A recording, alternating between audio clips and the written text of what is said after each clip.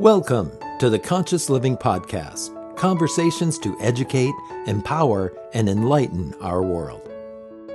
An uplifting and inspiring series of conversations and talks with your host, Jackie Woodside. We are educating minds, empowering lives, and enlightening souls to create a world where love prevails. In this engaging podcast, we deliver exciting, positive, transformative talks and teachings designed to elevate your life. Now, let's join our host, Jackie Woodside, for this week's session. Hello, everyone. I'm so glad that you're here for this episode of the Conscious Living Podcast, where we are here to educate, empower, and inspire our world. Strategies to live more consciously with time, money, and life. You all know I love talking about money. It's one of the things that it's been really central to my journey in life and to my recovery, if you will, my financial healing, financial recovery. And I'm sure that's been the case for many of you as well. I wrote the book Money Vibe, and the reason that I wrote that book isn't necessarily because I know anything about finance or I'm an expert in that, but I do understand the impact of our consciousness about money and how that impacts our life. So today I'm really excited to bring to the Conscious Living Podcast someone who's not only a colleague, but who I really admire and call a friend. Leisa Peterson and I have known each other for 2 or 3 years. We were part of a wonderful networking group together. She is an incredibly talented money coach, and I love this moniker she has for herself. She is a sudden wealth specialist. That's something that I want to have to hire a specialist for. She's a sudden wealth specialist who helps entrepreneurs revolutionize their relationship with money. After years working as a traditional financial advisor, she founded Wealth Clinic to address this thing in the industry that's really missing, and that is people's behavior and mindset regarding wealth building. So Leisa just wrote a new book called The Money Catalyst that we're going to dive into today. She's also the author of The Mindful Millionaire. What a great title. And she was recognized by Forbes as one of the pioneering 10 women driving growth in the wealth management and investing industry. So her practical tools that she uses, like the gap analysis, help clients understand their current situation and how to move into where they want to be, millions and beyond, focusing on their productive assets, getting rid of debt, and automated savings. All of those things are so important. Leisa, it's just great to have you here. There's so much more depth to you than I could do justice with in a simple introduction. So what else might you want to say about yourself so our listeners can get to know you a little bit more? Yeah, I think it's helpful to know that I have been a lifelong learner about money. And part of the reason that occurred is the fact that my parents really didn't know very much about money. I think my mom was good with like balancing the checkbook, but when I was growing up, they got in a lot of trouble with debt. They just didn't understand how to manage debt.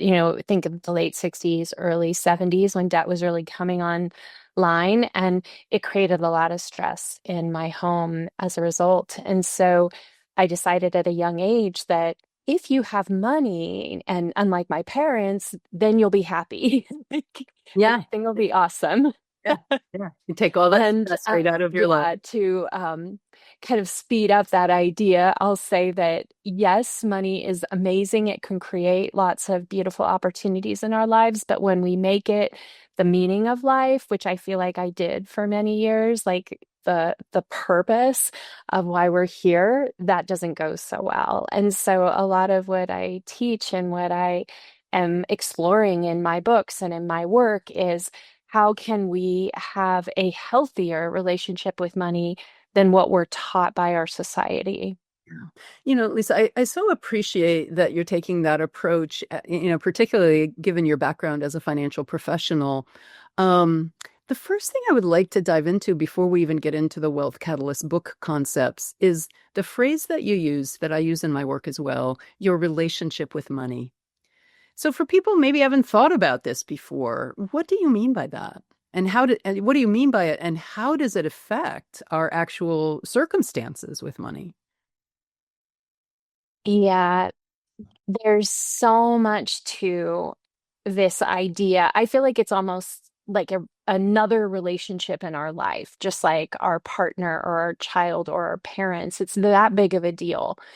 And the biggest issue is that we aren't conscious of it having as much power in our decisions. We don't realize that sometimes we think it's other reasons that we're making a decision that's really important in our lives, but we don't understand that it's actually our relationship with money that's making that decision. And so the more conscious we are about our backstory, our fears, our issues around security, especially for women, like we do have a core need to feel safe and secure. And I don't think that I'm like just the only one. Like I talk to women around the world, and we do want that for ourselves. And what ends up happening is the other wiring of trauma and difficulties and challenges that we may have had in the past keep getting brought back up over and over again. And so it's not that we don't heed and pay attention to some of our past experiences, but I think we have to become a better ally to ourselves in being able to say, wait a minute, what is happening here? Like, is this happening? Am I only wanting to do this because of the fears that, I've brought into this moment from the past? Or is this aligned, which I would call scarcity thinking for many of us? It's like the past is being dragged into this moment.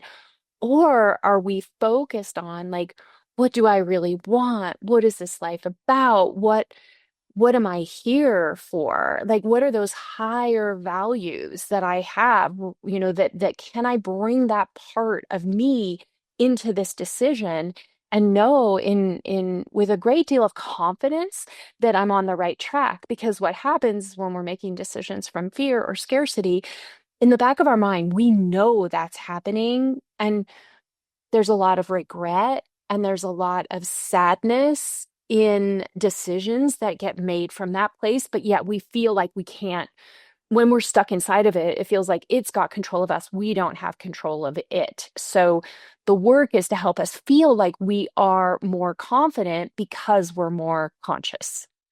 I love that. I love that distinction of it feeling like it has control of me rather than me being in control of it. That's shifting really from victim consciousness to a sense of self-empowerment. That's really what this podcast is all about for every area of life, is for each person to come to the recognition that we are the conscious creators of our lives. And, in today's conversation, we want to look at how we are the conscious co-creators, or unconscious, but let's be right. You can be an unconscious co-creator, but our work, yours and mine both respectively, is really about helping people be conscious co-creators of their experience of money and then, of course, life itself. So let's dive into that a little bit. So I just wanted to highlight that. I love that you said that, because you're always going to be on one side or the other in your relationship with money. You're going to be the conscious co-creator, or you're going to be the unconscious co-creator. You're still creating, whether you're conscious of it or not. And when you're unconscious of your relationship with money, you pretty much are in the victim mode. Like, money is this thing out there. And it's really the shift that I love thinking about is money in life is generated in here by my interior world of consciousness. So your book, The Money Catalyst, thank you for sending me a copy of it. I'm really enjoying reading it. You talk about 8 different catalysts. So let's dive in there. First of all, what is a money catalyst? What do you mean by that? And then let's get into some of the concepts. So the catalyst in general terms is the idea that you can have an external event or an external thing activate, right? Something that could have happened, but now it's happening much faster. So the idea of a money catalyst is that just by adding one ingredient, being more conscious of something, you're activating the response, the healing, the opportunity in your life. And I love that I was able to write this like fictional story of this idea. What happens if you have this series of activations, these series of catalysts in your life? Who might you look like? Like what decisions might you make for the better of yourself? And sometimes it's backwards thinking, like, okay, well, where does scarcity show up in my life and how might I make better decisions than always deferring or defaulting to scarcity? And then what happens? And so what ends up happening with my character, she's going on this journey and she's realizing the first step is just like, oh my gosh, what if I'm not living on purpose? What if everything that's happening right now is just only based on the past versus like who I want to be and how I want to be in relationship with my husband and how I want to be in relationship with my friends? Like there's this activation of like, wait, I might not be doing this thing called life in the way that I want. So she goes to Paris. She realizes, Paris is a beautiful place because it is so focused on like our senses, the food, the smells, the colors, the music, so much activation of like presence, I think happens for many of us in Paris, me especially. So she realizes like, okay, what happens if I look at this differently? And then she begins this journey. And the first step in the journey is she's got to look inside to understand what's actually happening for her. And, you know, Jackie, you and I, and probably a lot of your listeners, spend a lot of time thinking about our inside relationship, but we are not normal. Like, Right, I'm just right, going to right. say, We're the outliers. We are the we're the outliers. outliers. And she has not been on that journey before yet. And I really wanted to explore what does that look like when it's new for you? Because she's like 34 years old, right?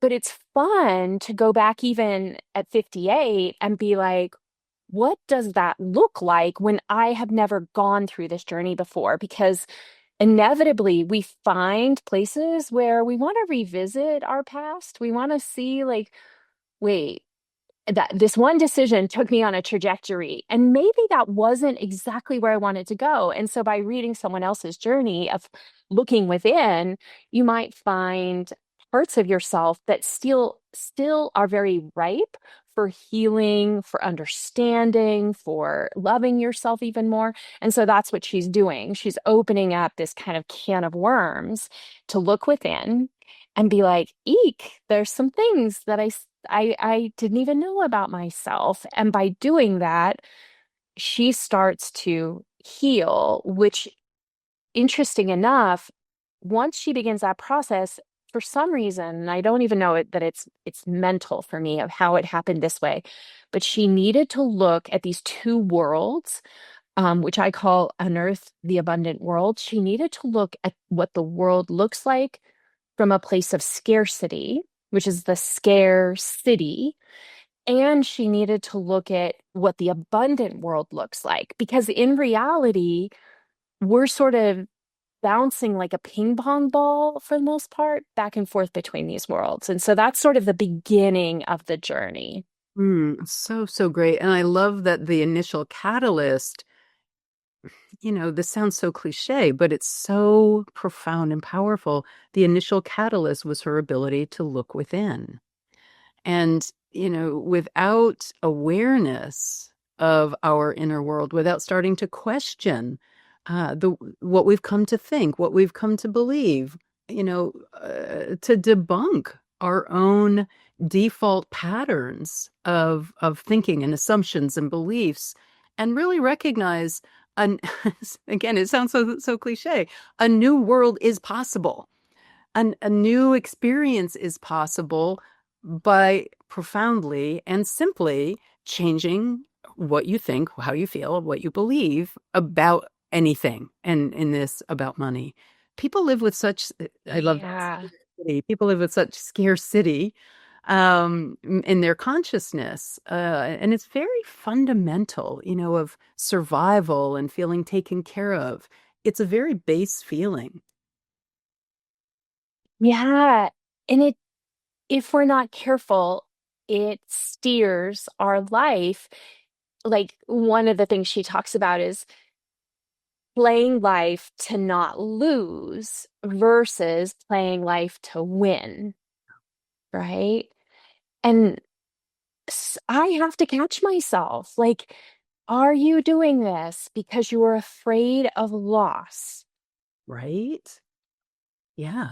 Yeah. And where is that going to take you when you're doing it that way? It's a very different path than when you're like, how to, and I don't just mean it, how do you win, but like, how do we all win? Like, how do we live in a world where it's not winner takes all, but it's like the idea that we can create a world where everyone has opportunity, everyone can win. Like, my sense is that there's a hierarchy of how we look at the world, and the more we learn, the more and the more our heart opens, the more we go from like me to we, right? Like, interesting enough, we, like yes, yes, yes, in French. That's funny. In French, yes. The French. But that's what's happening when we tune into the power of scarcity, is we start to question these assumptions on a moment by moment basis. Yeah. Is that really true? Starting to question your assumptions and beliefs is the beginning of transformation. And when you can have the courage to relinquish long-held beliefs in service of something else, I mean, right there you have the power. In your book, you talk about nurturing your inner wealth. And tell people what you mean by that. There's so much to it. The inner wealth. Well, let me step back and say I have always written more in the spiritual veins. Like my first book, Mindful Millionaire, is very woo-woo, if you will.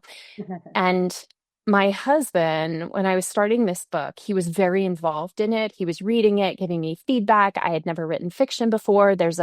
It's Mirabelle and her husband and the dynamics in the relationship that are really important as a teaching for myself, my husband, and I think anyone who reads it. But he encouraged me to write a book that wasn't spiritual and wasn't affiliated to any one belief system. So spiritual, yes, but not religious in any way, like no identifying factors. So it would meet people wherever they are. And at first I was like, I don't know if I can do that. And when I sat with it, what came through was there was just one message that carries the book through, which is this inner wealth. And what it means in the book is the idea of this energy that flows through all of life. The thing that fuels the beautiful trees, outside, and grass and flowers, and like what's fueling everything underneath, and that same energy that fuels the trees and the animals and the flowers and the ocean also being part of us, that we're not separate from it. And what ends up happening in the book is you get something that meets people wherever they're at, but also is just returning to a very natural, I don't think confrontational idea, that we've all witnessed this, we see it every day, but there's the collective experience and then there's the individual experience. And the more, I believe, we tap into that inner wealth within us, the stronger we become, the more confident we become to go out and treat something like money as a tool rather than a measuring stick. Hmm. Again, I want to understand what you mean by inner wealth. You said you treat Mhm. that inner wealth so that you can see money as a tool. Do you mean wisdom? Do you mean consciousness? What do you mean exactly by inner wealth? It's such Mhm. a Mhm. concept. So everyone, it's interesting. The cool thing about a parable is that in a story is that it isn't up to me to tell people what this is. The book is about people tapping in to their own understanding of what inner wealth means. I can only give you my interpretation, right? So, um, my interpretation, because I've studied Eastern religions a lot, the word that I would associate with inner wealth is Shakti. Shakti is an idea of this energy or prana that flows through all of life that I have activated in my own spiritual journey. Like that speaks to me. It has no brain, like no mind. It's all it's kind of like the ground beneath me. Yeah. It's it's flowing through all parts of me. So the root, the heart, the you know, what we call the crown chakra, like it's flowing through me, just like it's flowing through flowers, just like it's flowing through trees. Yeah. It's life force energy. It's the creative potential that exists in all of us. Yeah. Love that. I totally love that. And I mean, honestly, Lisa, I don't know if this sounds a little extreme, but I feel like there's almost nothing in life more important than cultivating what you've coined now as that inner wealth, our creative capacity, our ability to use our energy, our consciousness in intentional, creative ways. God, I just wish the whole world would think this way. I'm somewhat troubled by all the things that are happening in our world. The political strife and the economic uncertainty and environmental devastation around us. It's a challenging time, and those of us who are really committed to our inner wealth, our creative potential, I think feel things very viscerally. And I just wish the whole world knew that if when we tap into that inner wealth of creative energy, creative flow, creative potential, that is what I teach a course called this, that is living in the domain of miracles. Mm, Hopping into yeah. miraculous. It's not, it sounds so hairy-fairy, but you can literally learn to create whatever circumstances that you can envision and believe and move toward. And that is, ugh. So yes, I love that. So I have a lot of inner wealth because this is the Yeah. of life that I think a lot. Yeah. In again, it's separate from like all the constructs of like religion or even society or even like all the messages that we've been given. It goes beyond that because many of us, this is one of the things I love about being older and having been around for a while, is the greatest state that we can reach is when we go beyond the idea that all this stuff that we're learning is actually helping us in the way we thought it was going to help us. Like there's a realization that deep inside each of us there is so much wisdom and so much more potential than we give it credit for. And when we're really focused on all the learnings in the past, we can negate the information that's actually inside of us because you only have capacity for so much.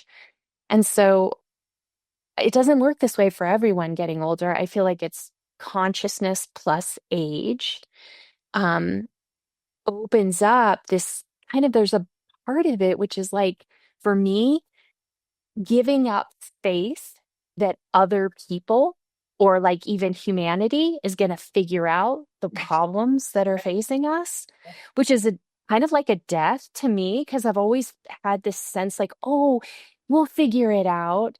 And these times right now have tested me to no end to realize that I need to come back inside of this inner wealth to be able to do anything of good in the world.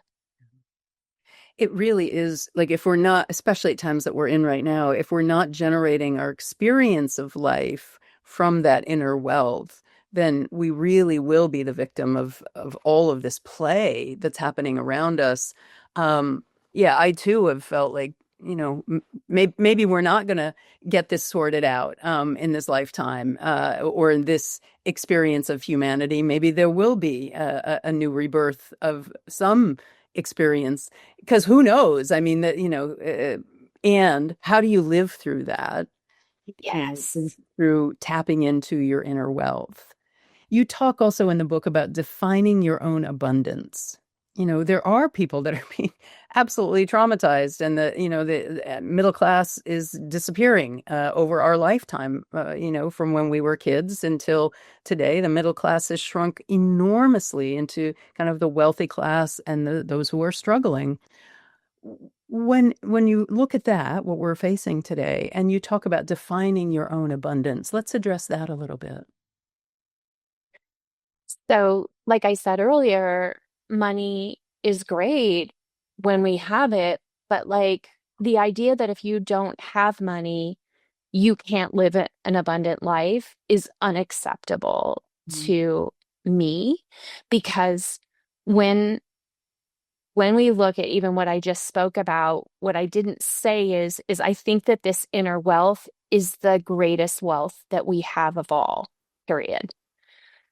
It will always be more important than how much money we have in the bank. And even the idea that like we're going to be okay no matter what is a very, very healthy belief to have, that in the West, we have not been taught what that might look like, right? We're taught that we have to prevent being in a needy position.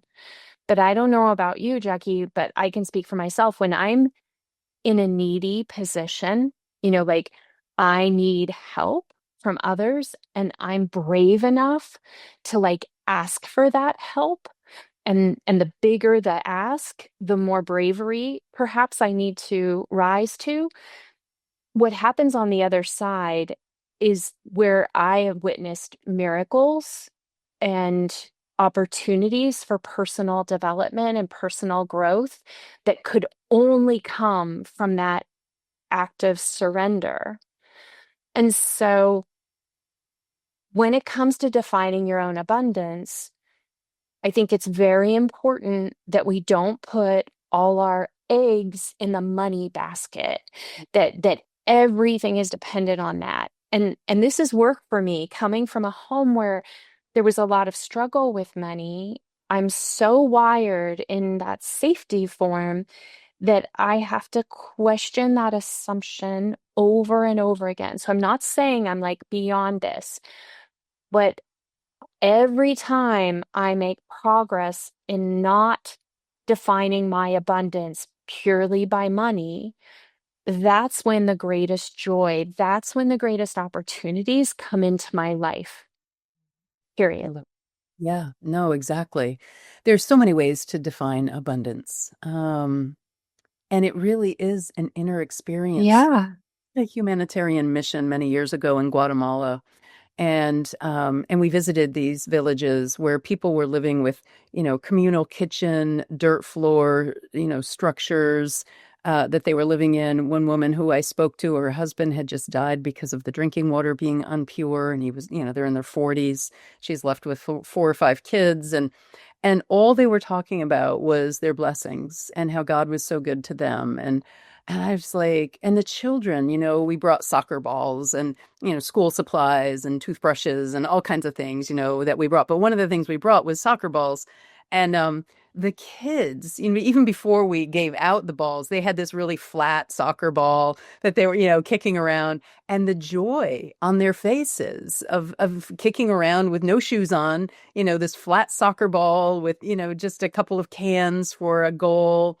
One kid was flying a kite that was simply a string with a grocery basket, what you'd get at the food store, tied up at the end of it. And I was so present to the joy that they found in such simple things and the joy that they found in their faith. And I thought, boy, if American kids could see this, that it's so possible to be happy and fulfilled with very, very meager material possessions, but a heart full of faith and love. It was a striking experience. Yeah.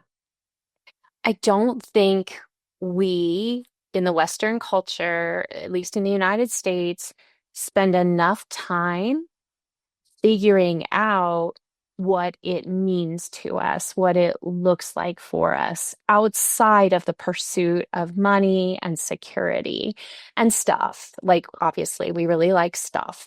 But we don't spend enough time really pondering, like, how could I make every single one of my important relationships better in my life? Like, what would that look like for me? Yeah. What can I do to take better care of my body, for example? Like, I think all of us, there's always opportunities because of the sedentary lifestyle we live, because of the plethora of food that's not always healthy for us. Like, there's most often room to improve that relationship with which fuels our, when we feel really good in our body, we are more abundant naturally.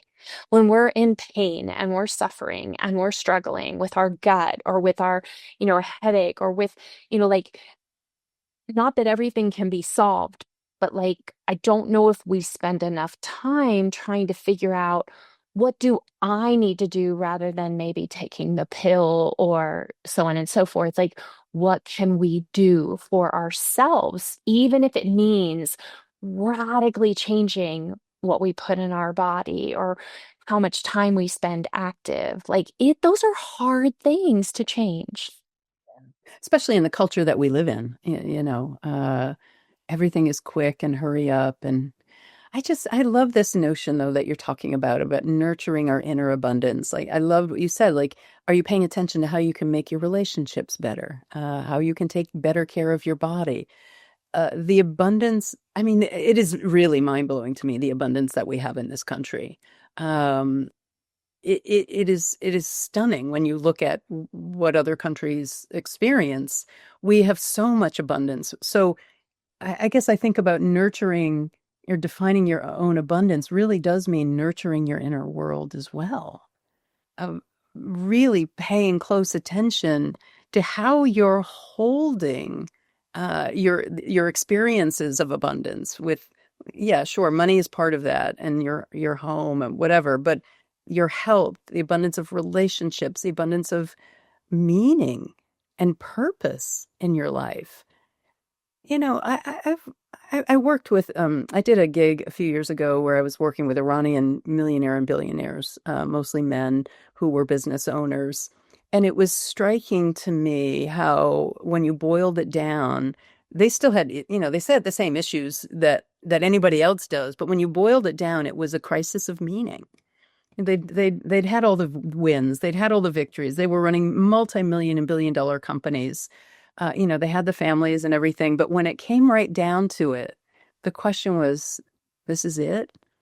Like, this is what I've done? And it was a crisis of meaning. So I guess that, Yeah. say defining your own abundance is in some ways defining the meaning of your existence. And realizing that it's going to change over time. Yeah. Yeah. Different phases of life. Yeah, for sure. For sure. I love that. Lisa, this is great. Any last nuggets from the Money Catalyst that you want to bring into our conversation before we wrap up? I took a gander at my notes, and it's interesting because we're talking about all these things, and I still knew that not everyone has gotten this practical money thing figured out. Yeah. And it is important to also be doing that work, and what do I mean by that? If you do not feel confident about the choices you're making about money, that means there's opportunity for you to spend more time educating yourself about what's happening practically, whether it's money coming in, money going out, passive income, like there are probably some holes. Most everybody has opportunities for growth. And that fits in this conversation, is all I want to say. And in the book, I brought it in towards the end of the book because Maribel's mom really struggles, whereas Maribel's pretty good with money. And Maribel's like, well, we could learn this together. Like, I want to take more on and be more empowered, but let me show you how to do this. And so she gives tools and she learns things from her coach. But I just want to say, they can go together. It's both and, it's not either or. I think that we all have opportunities to, again, transform, revolutionize our relationship with money just because of the society that we live in. And that's what I'm trying to do with my books. I love that. It's so important for people to get their head out of the sand about what their financial condition really is. I don't care how old you are. If you're on the younger age listening to this, say in your early career, early 20s, get your head out of the sand. What do you want your financial future to look like? And then if you're, mid-career, get your head out of the sand. What's your debt situation look like? Are you starting to feel more of a debt load than you can tolerate? If you're at the end of your career, what's your retirement looking like? And you want to ask that question in your 20s as well, but I've worked with so many clients around money, and this is the first place I always have to start with them. I'll ask things like, what's your debt load? Most people can't answer that question. And so their homework is like, go do a tally, calculate your net worth, look and see where your assets are. For us recently, my spouse and I got together with our financial planner, and we pulled out all of the investments that don't reflect our values because of what's happening in the political situation and where money is flowing. So we pulled out of a number of companies that are very common stocks that people hold. And I was just like, I'm not doing that. I want to be that conscious about my money that I'm paying attention to where I've invested and what stocks I'm willing to own. And it makes a difference. Every bit makes a difference in the world that we want to create going forward. So get your head out of the sand, learn some practical tools and skills around inflow and outflow. And yes, investing. If you don't have a financial planner, please get one. You don't do that any longer though, right, Leisa?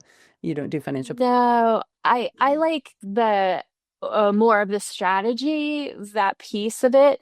And then when people need advisors, but also there's so much that can be done on our own these days because of the way that the internet and all of that works. And so everybody's in a different situation, but it's good to know and make conscious decisions like, do I need an advisor? Can I do this on my own? How much do I want to learn?